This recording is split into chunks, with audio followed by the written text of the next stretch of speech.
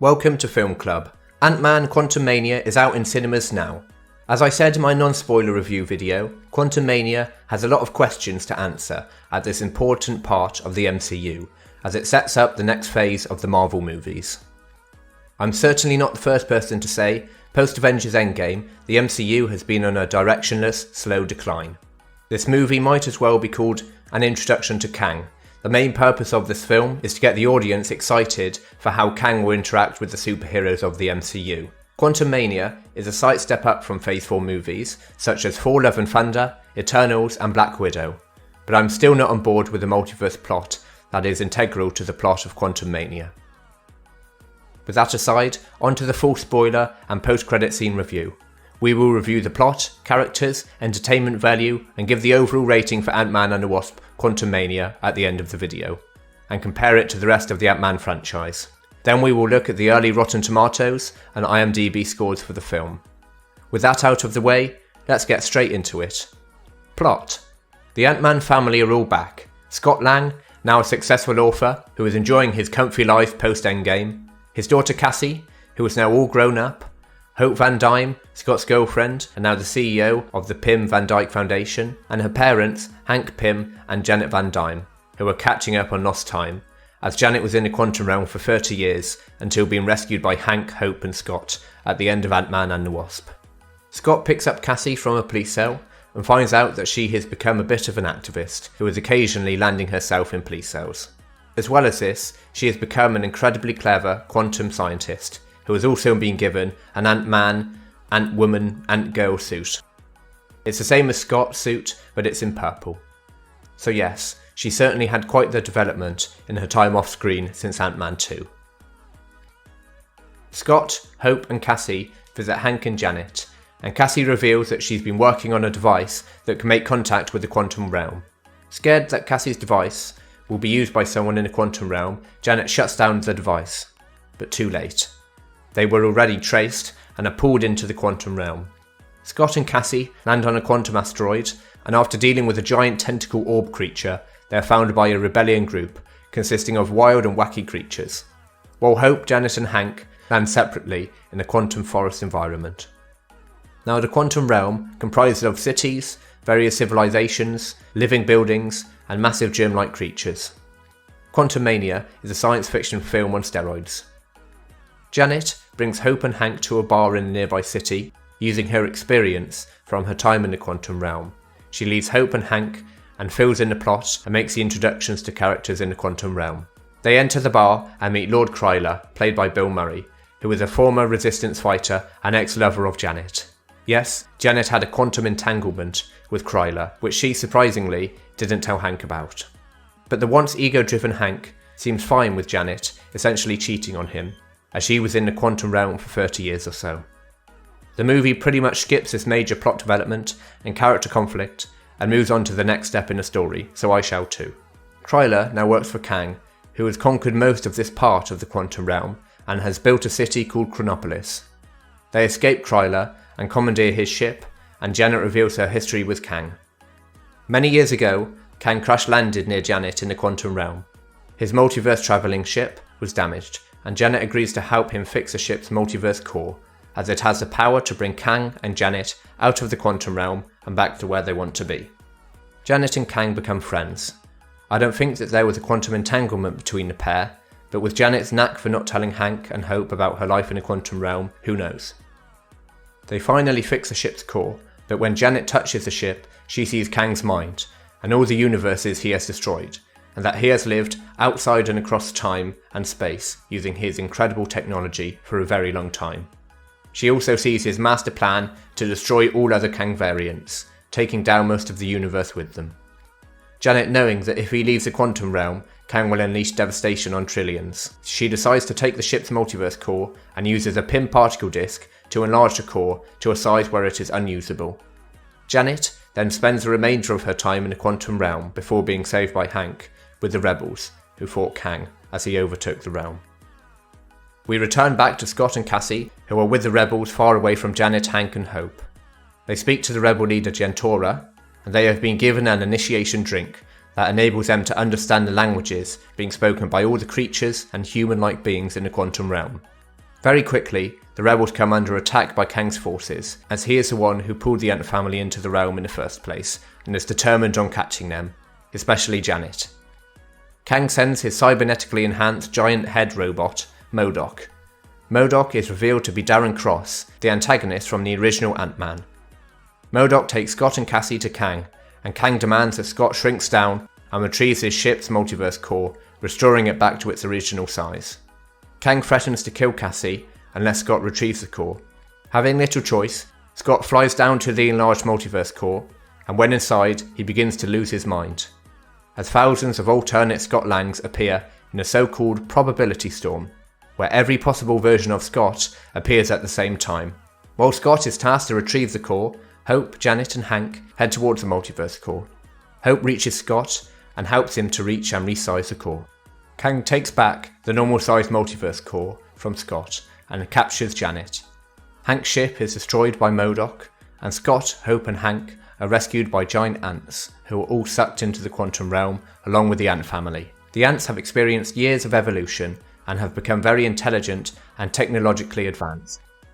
Kang returns to his fortress and starts up his multiverse core, which powers his ship.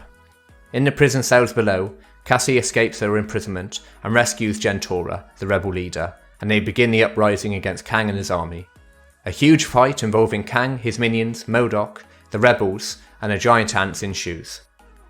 During the battle, Cassie manages to get through to Modok, and after the powerful words from Cassie telling Modok/Darren that it's never too late not to be a dick, he joins the fight against his former master Kang. Kang is attacked by Scott, Hope and Cassie, and then giant ants and Modok. Modok loses his life in his assault, and Kang is presumed to have been killed by the ants.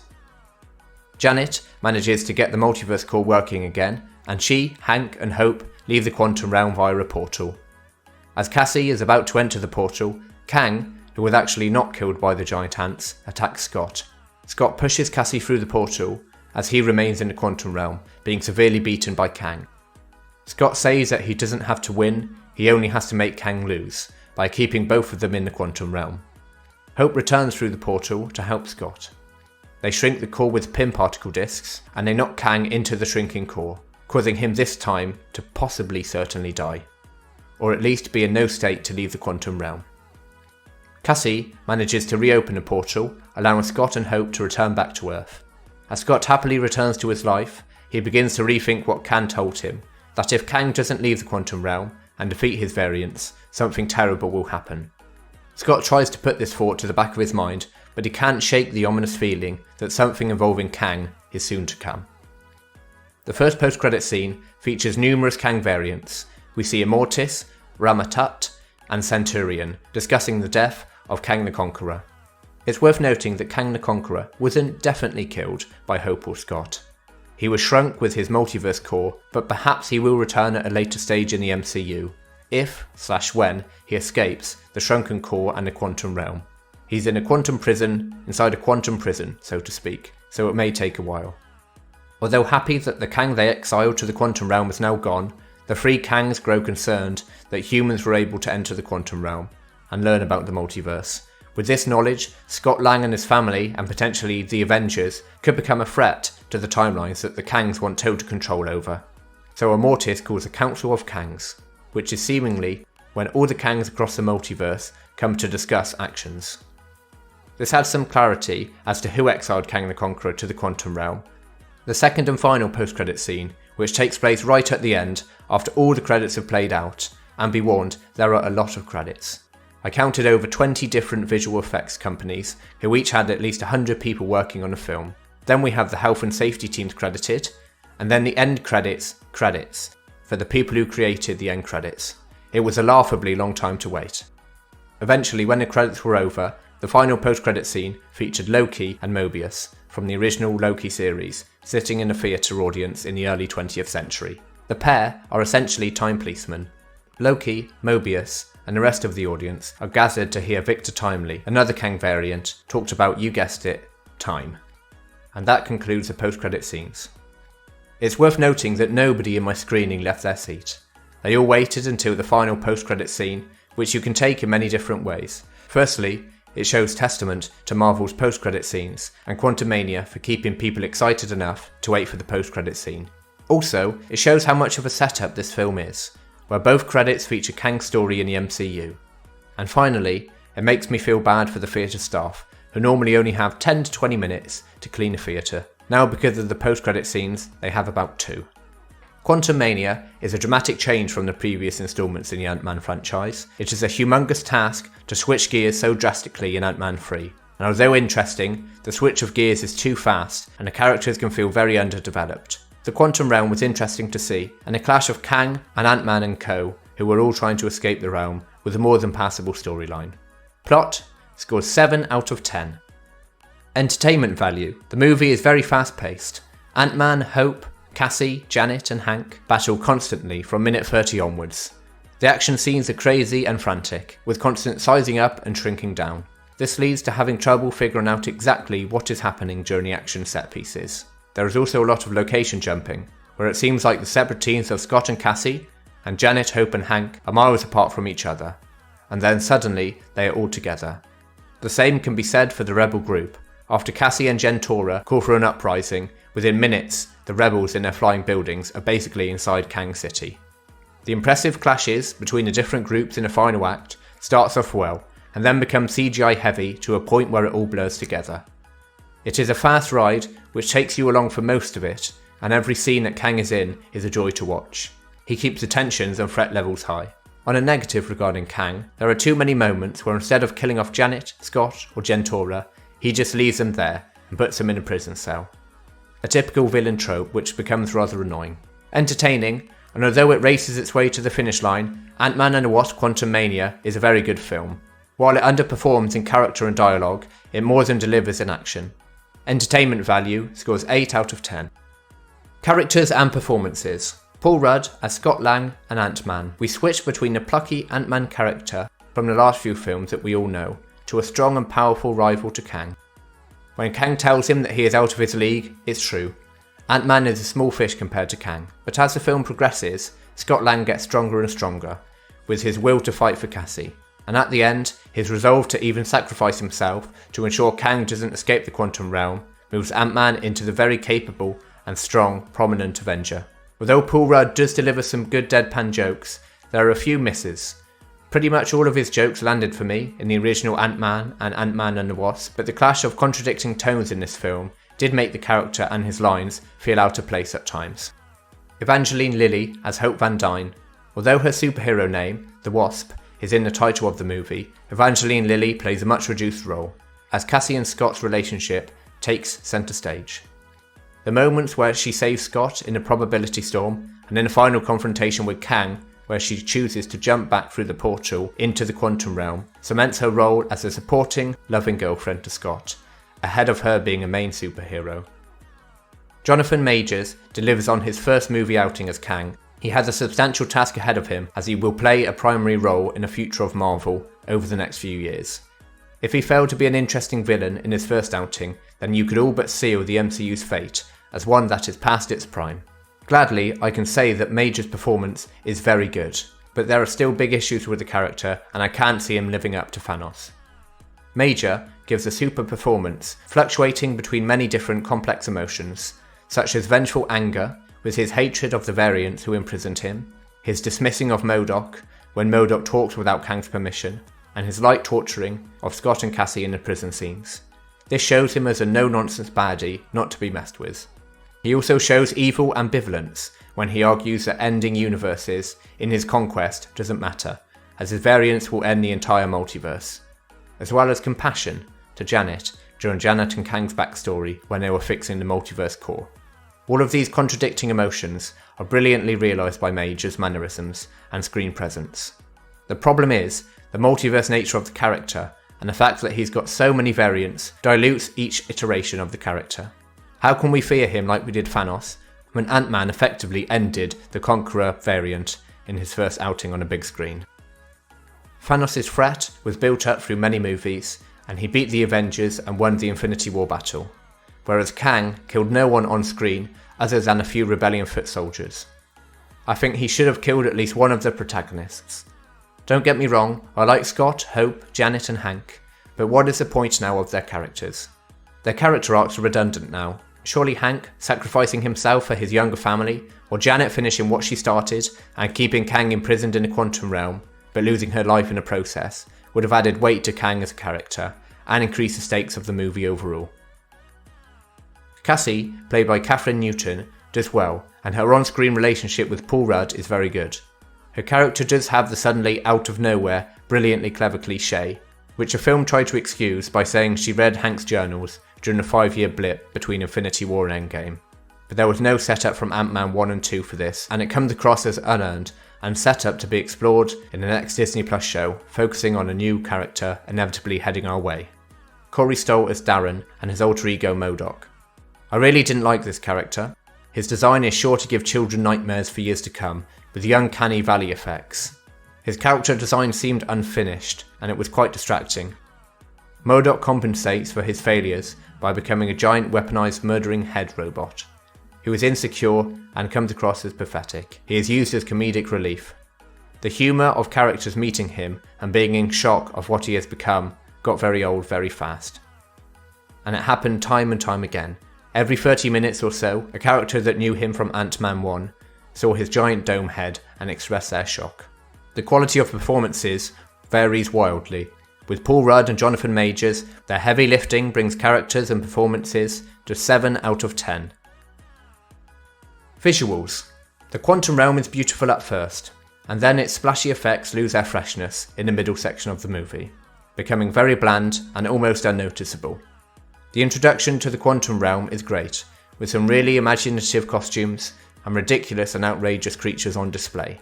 When Janet, Hope and Hank fly on the back of a stingray creature, and in the bar scenes, the designs of the characters and animals is wonderful. I said in my non-spoiler review, it evokes a Star Wars cantina feel, with aliens dotted all around. The detail and outlandishness is certainly to be praised in these sets. However, the green screen battles lessen the visuals of the film as a whole. It's a real shame, as all the good set design is countered by the green screen battles, which take away from what could have been a fantastically diverse visual film. If I was to rate the visuals in the first hour, it would have been a 10, but scoring Quantumania in its entirety, visuals score 8 out of 10. Sound. The chirpy cheeky song from Ant-Man 1 and 2 are relegated to the establishing scenes of the movie, taking place on Earth with Scott Lang's monologue. These monologues sort of replace Louise's notorious speeches from previous Ant-Man films. They capture the feel of the Ant-Man franchise, with Rudd's funny expressions and a happy-go-lucky music that underscores them. Most of the music in the quantum realm is epic and grandiose, attempting to set the awe and wonder of the quantum realm. Similar to the visuals and score, it is good for the first half, but then it tries too hard to drum in the grand importance of certain moments. Kang's ticking clock theme fits the character perfectly and is really good. Sound scores 7 out of 10. Ending.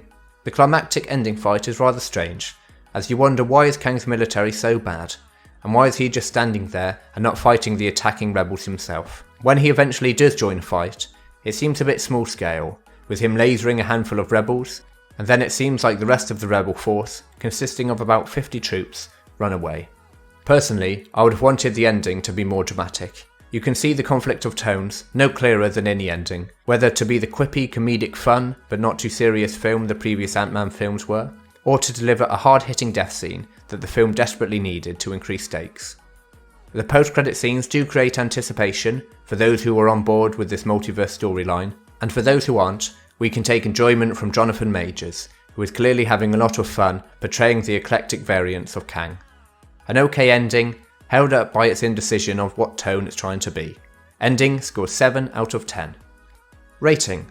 The third film in the Ant-Man franchise, Ant-Man and the Wasp Quantumania, scored 73%.